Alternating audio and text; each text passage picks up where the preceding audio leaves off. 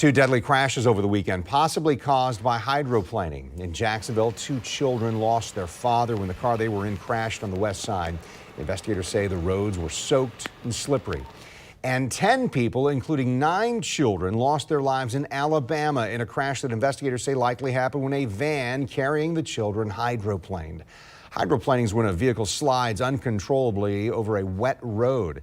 Tark is joining us now after speaking with traffic experts at AAA on how to recover if this happens to you. Tark? And you know, some people, they might be surprised to learn that a feature on a lot of the newer cars, it actually increases your chance of hydroplaning, which occurs on wet roads. Hydroplaning accounts for 1.2 million traffic crashes every year.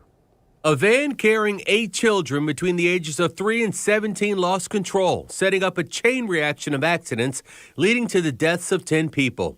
Investigators say it happened on rain-slick highways prone to puddling and tragically known for hydroplaning. Hydroplaning happens when a sheet of water comes between your tires and the pavement, causing your vehicle to lose traction and even spin out of control, as seen in this simulation conducted by Consumer Reports. They also simulated flooded streets on this closed test track to see how well different tires perform to protect drivers. The conditions very similar to what we experience almost daily in Jacksonville following heavy rains. On Father's Day, a crash on the city's west side left a 40-year-old man dead. His 2 children were in the back seat of the car at the time. Weather is being looked into as a factor in the crash. Wet pavement actually contributes to nearly 1.2 million traffic crashes every single year. AAA spokesman Mark Jenkins says one common feature on newer vehicles actually increases the chances of your car hydroplaning.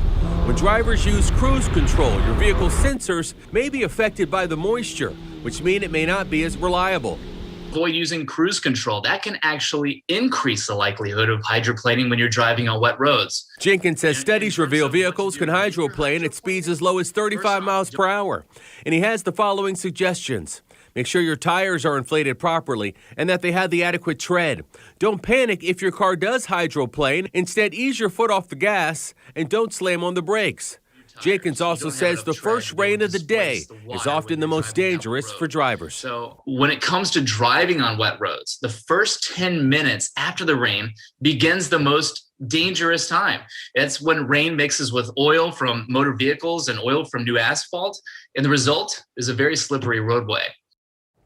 It is very important to note that hydroplaning can occur on any kind of vehicle that's driving in water over a tenth of an inch thick water on the highway, which is a pretty common occurrence with all of our wet roads here in Florida.